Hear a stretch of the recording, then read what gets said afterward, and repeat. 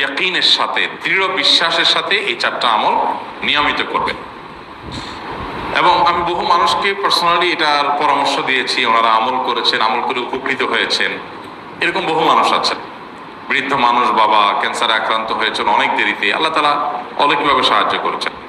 হ্যাঁ, কখনো যদি আল্লাহ তাআলা এই আমলগুলো করার পরও আমার বিপদ দূর না করেন, তাহলে হয় আমার আমলের মধ্যে কোনো ত্রুটি ছিল, অথবা আমার এই বিপদ দূর না হওয়ার মধ্যে আমার জন্য কোনো কল্যাণ নিহিত ছিল।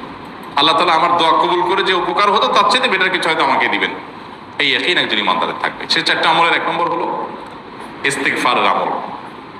ইস্তিগফার, আপনি ফেসে গেছেন কোনো জায়গায়, কোনো উপায় পাচ্ছেন না, আপনি ইস্তিগফার করতে থাকেন।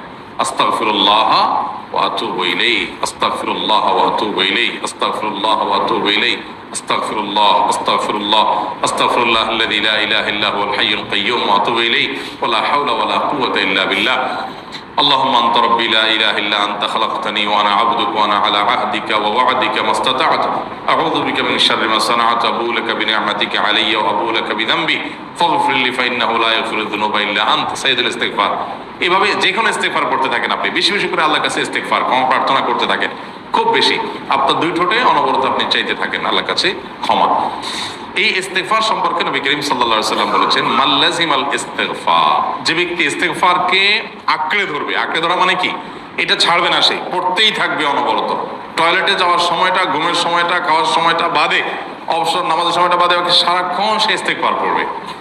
এরকম যদি কেউ করে, আল্লাহ রাব্বুল আলামিন জাআলাল্লাহু লাহু মিন কুল্লি হাম্মিন ফারাজা ওয়া মিন কুল্লি যায়কিন মাখরাজা, সকল পেরেশানি থেকে, সকল টেনশন থেকে বের হওয়ার পথ আল্লাহ তাআলা অলৌকিকভাবে তার জন্য আবিষ্কার করে দিবেন। এবং আমি আমার জীবনে যেটা বলেছিলাম, বিস্তারিত বলতে চাই না, এরকম পরিস্থিতি আসছে যে চোখের সামনে কোনো আপাতত রক্ষার কোনো পথ আর খোলা নেই, এমন ভয়াবহ বিপদ। ইস্তিগফার করতে করতে এমন ভাবে আল্লাহ তাআলা সাহায্য করেছেন যে এটা কল্পনা করলেও মনে হয় যে স্বপ্নের মতো। কিভাবে এখন এই লোক এই জায়গায় আসলো আমার সাহায্যের জন্য, এই লোক তো এটা এই জায়গায় আসার কথা না, ঠিক উনি এসে হাজির হয়ে গেলেন এবং উপকারটা, আমার সমাধানটা হয়ে গেল সমস্যা। তো আলহামদুলিল্লাহ, বহুবার আমি পরীক্ষা করেছি, আর আমার পরীক্ষার 2 পয়সার দাম নাই। হাদিসে বলা আছে, গ্যারান্টি দেওয়া আছে, আমার পরীক্ষা করলেই কি না করলেই। তাহলে একটা আমল হলো কি, ইস্তিগফার। সব সময়ের জন্য এটা কন্টিনিউয়াস করবেন, আর এমনিও অবসর সময় ইস্তিগফার করবেন। আরবদের মধ্যে সৌন্দর্য আছে, তারা বিভিন্ন ডাক্তারের ওয়েটিং রুমে বা বিভিন্ন জায়গায় মানুষ যেখানে অপেক্ষা করে পাবলিক প্লেসগুলোতে লিখে রাখে ইস্তিগফার করুন, আপনার হাইওয়েগুলোর পাশে লেখা থাকে ইস্তিগফার করুন, এবং তারা আসলে একটু পরপর দেখা যায় ইস্তিগফার করে।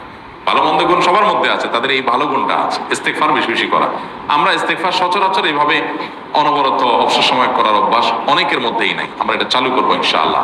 বিশেষ করে যখন কোনো সমস্যা হবে তখন ইস্তিগফার চলতে থাকবে মুখে অনবরত, ধীরে ধীরে মহব্বতের সাথে নিজেকে, নিজের পাপ অপরাধগুলোর কথা স্মরণ করে আল্লাহর কাছে মাফ চাইতে থাকো, পেরেশানি দূর হবে ইনশাআল্লাহ। 1 নাম্বার 2, দুরূদ।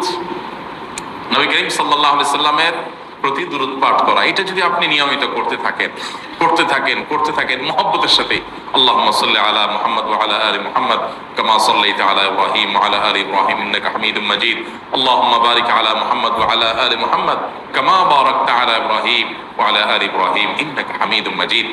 আপনি একবার ছোট দুরূদ যদি পড়েন, সাল্লাল্লাহু আলাইহি ওয়াসাল্লাম, সাল্লাল্লাহু আলাইহি ওয়াসাল্লাম, আল্লাহুম্মা সাল্লি আলা মুহাম্মদ ওয়া আলা আলি মুহাম্মদ, শুধু এইটুকু পড়েন। জাযাল্লাহু আন্না মুহাম্মাদাম মা হুয়া আহলু, শুধু এইটুকু পড়েন।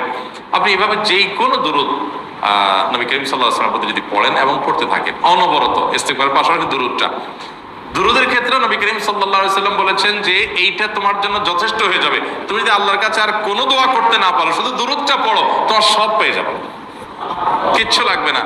এক সাহাবী বলছেন, রাসূলুল্লাহ, আমার দোয়ার মধ্যে দুরূদ কত % রাখবো? আমি তো আমার অনেক কিছু আল্লাহর কাছে চাইবো, দুরূদ মানে তো নবীজির জন্য দোয়া, মানে আমার জন্য তো আমি দোয়া করবো, আপনার জন্য দোয়া কত % করবো? 1/3, 1/4, তারপরে হাফ, এবার বিভিন্ন পার্সেন্টেজ বলছিলেন তিনি। নবী করিম সাল্লাল্লাহু আলাইহি ওয়াসাল্লাম বলেছেন যে হ্যাঁ, এর বেশি করতে পারলে আরো ভালো, আরো ভালো। তো ভদ্রলোক এর বেশি, ওই সাহাবী রাদিয়াল্লাহু তাআলা আনহু, তিনি এর বেশি বাড়াতে একটা পর্যায়ে বলছেন যে আমি সব দোয়া আপনার জন্য করি। নবী করিম সাল্লাল্লাহু আলাইহি ওয়াসাল্লাম বলেছেন, তাহলে তোমার আর কোনো দোয়াই করতে হবে না, এর মধ্যে সব দোয়া চলে আসবে।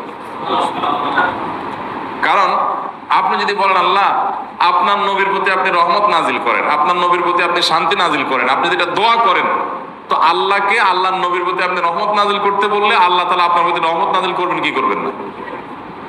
আপনি কাউকে খুশি করতে চান, কার কাছ থেকে কিছু আদায় করতে চান, তার ছেলেটারে যদি হাদিয়া তোফা দেন, আদর যত্ন করেন, তো বাই ডিফল্ট অটোমেটিকলি ওই লোকের সিম্পেথি আপনার দিকে আসবে কি আসবে না? চোখ বন্ধ করে আসবে।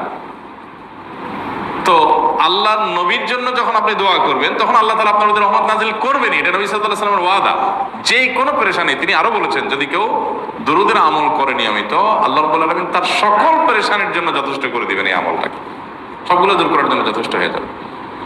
এই দুরূদের আমলটা আমি দেখেছি সুবহানাল্লাহ গুলির মতো কাজ করে। আজকের ঘটনা, এক ভদ্রলোক সকালে একটা টেলিভিশন চ্যানেলে, বেসরকারি চ্যানেলে প্রোগ্রাম শেষ করে নামছিলাম লিফটে, তো উপস্থাপক উনি বলছিলেন যে ভাই, মানে দুরূদের আমল পড়ে আমি কিছুদিন আগে একটা ইয়াতে মানে এমন একটা অবস্থা যে এইটা থেকে বের হওয়ার কোনো পথ আর নাই, শুরু করলাম দুরূদ অনবরত, এরপরে আল্লাহ তাআলা আমাকে এমন ভাবে উদ্ধার করলেন আমি কল্পনা করতে পারিনি।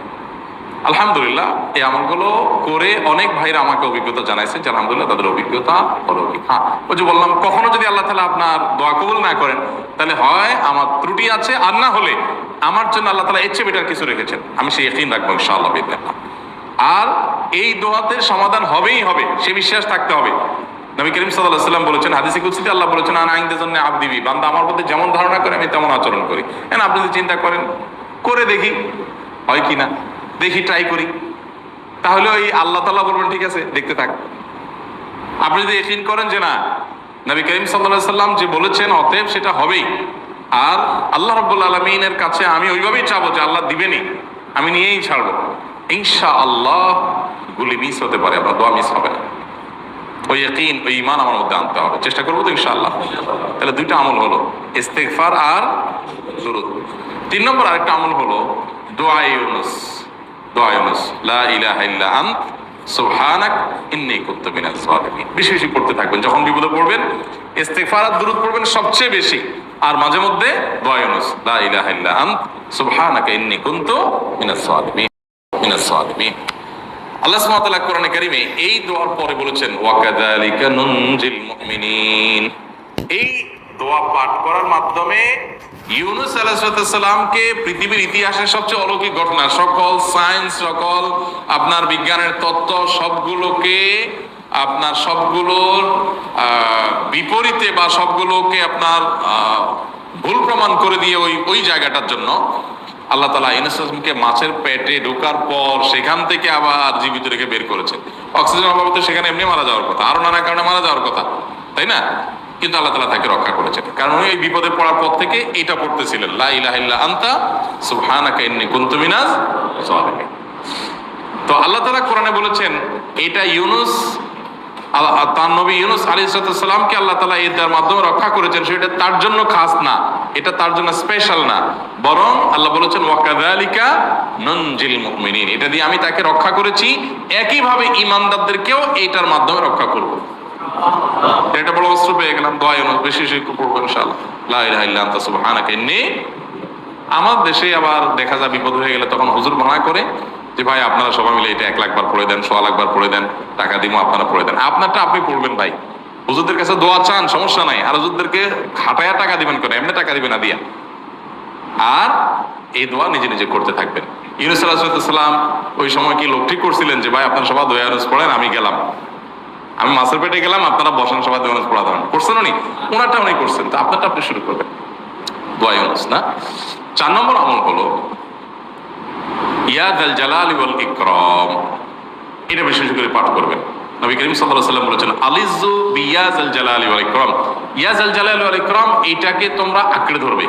ইয়া যাল জালালি ওয়াল ইকরামের মানে কি? এটা আল্লাহকে ডাকা, আর কিছু না।